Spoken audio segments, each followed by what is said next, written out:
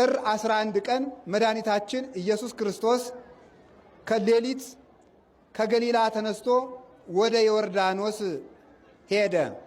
ትናንትና ታቦት ሄዶ የሚያድርበት ምክንያት ክርስቶስ ሌሊት ከገሊላ ተነስቶ ወደ ዮርዳኖስ ስለሄደ ያንን ለማስታወስ ነው።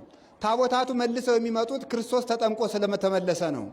ታቦቱን ስለምናመልከው ሳይሆን በታቦቱ ላይ የሚያድረውን እግዚአብሔርን እናመልካለን። ኦርቶዶክሳውያን ማወቅ የሚገባችሁ ታቦት አናመልክም። የምናመልከው በታቦት ላይ ያለውን እግዚአብሔር ነው። ታቦት የእግዚአብሔር ማደሪያ ነው። የእግዚአብሔር መንበር ነው። የእግዚአብሔር መገለጫ ነው። የክርስቶስ የሥጋውና የደሙ መሰዊያ ነው እንጂ ታቦት አምላካችን አይደለም። ስለዚህ ተመልከቱ፣ ክርስቶስ ሄዶ ከገሊላ ወደ ዮርዳኖስ ሄዶ እንዳደረ ሌሊት እንደሄደ ታቦታቱ ሄደው ያድራሉ። ክርስቶስ ለምንድን ነው ከገሊላ ተነስቶ የሄደ ስትሉኝ፣ ገሊላ በእስራኤል በጣም የተናቀች የድሃ መንደር ናት። የማያውቁ ሰዎችና ያልተማሩ ሰዎች የሚኖሩባት፣ በሀብት የተናቁ ሰዎች የሚኖሩባት፣ በዘርም የተናቁ ሰዎች የሚኖሩባት ናት። ክርስቶስ ከገሊላ ወደ ዮርዳኖስ መሄዱ ከንቀታችሁ ነፃ ላወጣችሁ መጥቻለሁ ብሎ ነው። ንቀታችን የተወገደበት፣ ሁላችን አጋንንት ንቀውን በእግራቸው ጠቅጥቀውን በእሳት ጥለውን እንኖር ነበርና ዛሬ የሁላችንንም ንቀት የተወገደበትና ክብራችን የተመለሰበት ቀን ነው። ስለዚህ መድኃኔ ዓለም ኢየሱስ ክርስቶስ ከድሆች መንደር ተነስቶ የሄደው ከድህነታችሁ ላወጣችሁ መጥቻለሁ ብሎ ነው። ከደንቆሮች መንደር ተነስቶ የሄደው ከድንቁርና አውጥቼ ጥበብ ልሰጣችሁ መጥቻለሁ ማለቱ ነው። በዘር ካልከበሩት ሰዎች ተነስቶ መሄዱ ሁላችሁንም ከሰማይ ዘር ልወልዳችሁ ከማይጠፋ ዘር ልወልዳችሁ መጥቻለሁ ማለቱ ነው። ከዚያ በኋላ በዮርዳኖስ ሄዶ ተጠመቀ። ዮርዳኖስ አንዱ ከአርሞኔም ተራራ የሚነሳ ምንጭ አለው። አንዱ ሶሪያ ድንበር አካባቢ ዳን ከምትባል ከተማ የሚነሳ ምንጭ አለው። ክርስቶስ ሁለቱ ምንጮች ከሚገኙበት ቦታ ላይ ቆሞ ተጠምቋል። ይህን ያደረገበት ምክንያት መለያየትን ላጠፋ መጥቻለሁ ማለቱ ነው። የአንድነት አምላክ ነኝ፣ መለያየትን ላጠፋ መጥቻለሁ ማለቱ ነበርና ከመለያያው ሳይሆን ሁለቱ ምንጮች ከሚገናኙበት ወንዝ ላይ የተጠመቀው ክርስቶስ የሁላችንንም መለያየት በኃይለ መስቀሉ ያጥፋልን። ሰላማዊ ኢየሱስ ክርስቶስ ለሁላችንም ሰላሙን ይስጠን።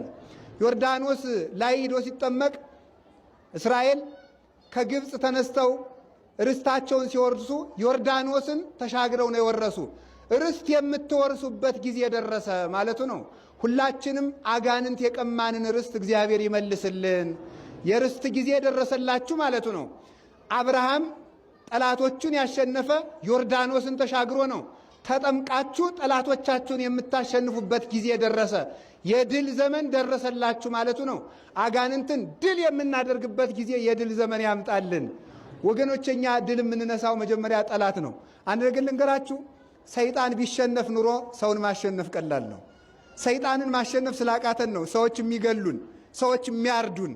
በሰዎች ላይ የሚገርማችሁ ኤልያስ የሚባለው ነቢይ ከተሰደደበት ተመልሶ አክዓብን ሲገናኘው ንጉሡ ኤልያስን ሊገል ብዙ ጊዜ ፈልጎ ነበረ። ኋላ ኤልያስን ሲያገኘው የንጉሡ ቁጣ በረደ። ለምን ምትሉኝ? ሊገለው ይፈልገው ነበረ። በኤልያስ ላይ ያደረው መንፈስ በንጉሡ ላይ ያደረውን ጋኔን አርቆት ነው ይላሉ ሊቃውንት። ዛሬም በጥምቀት በእኛ ላይ ያደረው መንፈስ ሊገሉን የሚመጡትን ሰዎች የሚያነሳሳቸውን ጋኔን ያርቅልን። ስለዚህ የማሸነፍ ጊዜ ነው። ሁላችሁም ማሸነፍ አለባችሁ። ማን ነው የምታሸንፉት? ራሳችሁን አሸንፉት። ስግብግብነት፣ ስስት፣ ዝሙት እንዲህ ያለው ነገር መሸነፍ አለበት። ራሱን የሚገዛ ሰው ሀገር ከሚገዛ ሰው ይበልጣል። ራሳችን ለመግዛት ያብቃል። የማሸነፍ ጊዜ መጣ። አጋንንትን እናሸንፈዋለን። በምን? መስቀል። የተመታና የተማረከን ወታደር ማሸነፍ ቀላል ነው። ሰይጣንን ክርስቶስ ማርኮታልና ሰይጣንን ማሸነፍ እንግዲህ ቀላል ነው። ሰይጣንን መውጋት፣ ሰይጣንን መቀጥቀጥ እንግዲህ ቀላል ነው። ድል ነስቶ ድል መንሳትን ሰጥቶናልና በኃይለ መስቀሉ አጋንንትን እንድንቀጠቅጣቸው ስልጣን ሰጥቶናልና እዚያ ላይ የተጠመቀበት ምክንያት መድኃኔ ዓለም በዚህ የተነሳ ነው።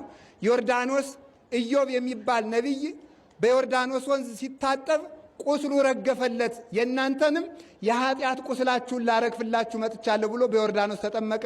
የሁላችንም የህሊናችንም የስጋችንንም የደዌያችንም ቁስል ሁሉ መድኃኔ ዓለም ያርግፍልን። እንዲህ ሲያደርግ ክርስቶስ በዮርዳኖስ ተጠመቀ። ዮርዳኖስ ላይ ሲጠመቅ በዮርዳኖስ ውስጥ እንግዲህ ዛሬ ሰማይ ተከፈተ ብያቸዋለሁ። ሰማዩ የተከፈተው ክርስቶስ ተጠምቆ ከወጣ በኋላ ነው። ለምን? ሰይጣን የዕዳ ደብዳቤያችን ጽፎ በዮርዳኖስ ቀብሮት ነበረ። ምን የሚል? አዳም ገብሩ ለዲያብሎስ፣ ሔዋን አመቱ ለዲያብሎስ። አዳም የዲያብሎስ ባሪያ ነው፣ ሔዋን የዲያብሎስ ገረድ ናት የሚል ደብዳቤ አስፈርሞ በእብነ ሩካም በእብነ በረድ አስጽፎ በዮርዳኖስ ውስጥ ጥሎት ነበረ። ሰይጣንን አዳምና ሔዋንን በጨለማ መጋረጃ ውስጥ አድርጎ ጨለማውን እንዳቀልላችሁ የባርነት ፊርማ ፈርሙልኝ አላቸው። ክርስቶስን ክደው ሲጨንቃቸው ፈረሙ። ወገኖቼ ስንጸልይ እንዲህ እንላለን አይደል? አቤት ወደ ፈተና አታግባን እንላለን። ምን ማለት ይመስላችኋል? ፈተና ማለት መከራ ፈርቶ ሃይማኖትን መካድ ነው ይላሉ። ሰው ወደ ፈተና አታግባን ማለት መከራ ፈርቼ ሃይማኖቴን ከምክድበት ቀን ሰውረኝ ማለት ነው። እግዚአብሔር ረሃብ ፈርተን፣ በሽታ ፈርተን፣ ጦርነት ፈርተን፣ ሰይፍ ፈርተን ክርስቶስን ከመካድ ይሰውረን። አዳምና ሔዋን ፈርተው ካዱ። ከዚያ በኋላ ተመልከቱ፣ ማንም የቆመ ቢመስለው እንዳይወድቅ ይጠንቀቅ ያለ መጽሐፍ። ለዚህ ነው እዚህ ውስጥ አሁን ሁላችንም ጀግና ጀግና እንሸታለን። ችግር የደረሰበት ቀን ግን ሰው ደካማ ነው ወገኖቼ። ሰው አፈር ነው፣ ሰው ትቢያ ነው። ሁላችንም እንደነግጣለን። ፈርተን ከመካድ ይሰውረን፣ የሃይማኖት ብርታት ያድለን። ያንን ደብዳቤ በዮርዳኖስ ውስጥ ሰይጣን አይታወቅብኝም መስሎት እዚያ ውስጥ ቀብሮ ነበረ። መድኃኔ ዓለም ኢየሱስ ክርስቶስ ሄደና እዚያ ላይ ባርነታችን ከተጻፈበት እብነ በረድ ላይ ተረግጦ ቆመና ተመልከቱ፣ እንደ ሰውነቱ ተረግጦ እንደ አምላክነቱ አቀልጦ ዕዳችንን ዛሬ ሰረዘልን። መድኃኔ ዓለም የ5500 ዘመን የ5000 ዓመት ዕድሜያችን የ5000 ዓመት ዕዳችን የ5500 ዘመን ዕዳችን የሥጋ ዕዳችን የነፍስ ዕዳችን የሲኦል ዕዳችን ዛሬ ተላቀቀልን። የሁላችሁም ዕዳ ዛሬ ወገኖቼ ሰው እኮ 5000 ብር ከፍሎ እኮ ተላቀቅኩት ይላል አይደለም እንዴ? ሰው 500 ሺህ ከፍሎም ተላቀቅኩት ይላል። እኛ የዘላለም ዕዳ ነበረብን። ዛሬ ደስ ይበላችሁ፣ የዘላለም ዕዳችን ተላቀነዋል በእውነቱ ማለት ነው።